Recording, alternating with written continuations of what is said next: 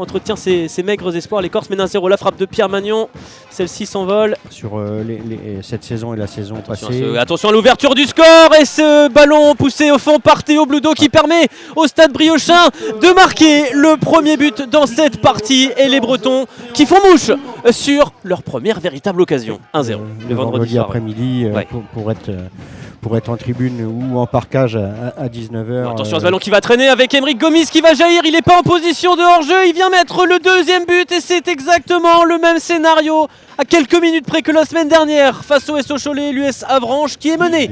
Il n'y a pas d'arrêt. Cette situation n'a pas eu un erreur à faire depuis le début de cette rencontre. Non, c'est compliqué. Attention à Oussama Fallou. Oh, et attention, il y a un gros tacle là sur Aymeric Gomis et c'est un rouge, je pense. C'est carton rouge pour Oussama Fallou et c'est le troisième déjà cette saison. Ça fait beaucoup. On voit que la fin de l'action, mais là, il n'y a pas été de main morte et c'est une catastrophe tout simplement pour l'US Avranches Mont-Saint-Michel. Premier tir cadré pour l'US Avranches de la partie, 35e minute.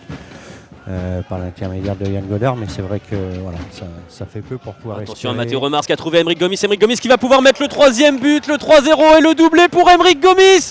C'est un match catastrophique pour l'US Avranches. La première mi-temps qui tourne, pas à la correction, mais qui tourne en tout cas à la démonstration parce que c'est quasiment du 3 tirs, 3 buts pour les Briochins. C'est difficile. Attention à Reda Lanrabet parce qu'il y a un nouveau contre qui peut partir et vous voyez le long de la ligne là-bas, c'est Valentin Lavigne qui a attendu et ils vont se projeter forcément en nombre. Attention, il n'y a pas de hors-jeu pour Aymeric Gomis qui peut peut-être amener le quatrième but. Aymeric Gomis qui va remettre dans l'axe et le 4 buts à 0, c'est Valentin Lavigne qui marque. Valentin Lavigne qui voulait soigner ses stats. 4-0 après 37 minutes de jeu. Pour trouver de l'angle, c'est bien fait. Il se bat. Jordan Cassa, le ballon pour Yann Godard. Jordan Cassa qui récupère le ballon, qui va réduire l'écart. Et le but de Jordan Cassa, il va faire du bien à l'US Avranches Mont-Saint-Michel. Et il va faire du bien tout court à Jordan Cassa qui attendait depuis le 13 octobre 2020 de débloquer son compteur à national. C'est chose faite. Bravo. Et c'est la pause. 4-1 pour le Stade Briochin qui a réussi tout quasiment à la perfection dans une première période vraiment très animée, qui travaille beaucoup, mais le contre est favorable. Et attention parce que l'opposé, il y a Mathéo Remars tout seul. Ça peut être dangereux pour l'US Avranches. Ça va revenir sur Aymeric Gomis qui la met au-dessus. Ballon contré par Lilien, milieu de terrain. Et Lilien qui peut enchaîner parfaitement derrière sur Morgan Jean-Pierre. Attention parce qu'ils sont 4 de front. Il y a les Briochins, le ballon dans l'axe. Ça revient sur Valentin Lavigne qui peut frapper.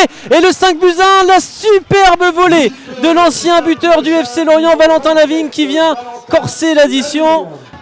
Et on va suivre cette action parce que c'est bien mené de la part de l'US Avranches. C'est pour Arnaud Tadevin. La transmission de Madi Talal. Arnaud Tadevin qui n'a pas le geste juste. Vous voyez vers Madi Talal, la Rolvoyer qui a un petit peu délaissé sa défense, mais ça a réussi à bien combiner avec Arnaud Tadevin qui va pouvoir frapper la frappe d'Arnaud Tadevin qui réduit l'écart et c'est le deuxième but pour l'US Avranches et celui-ci et on ne peut plus mériter.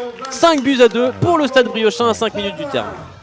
Et c'est la fin de cette partie, la victoire du Stade Briochin qui s'impose sur le score de 5-2 et peut encore rêver au top 5 en fin de saison pour l'US Avranches Mont-Saint-Michel. Il faudra montrer autre chose au cours des dernières journées.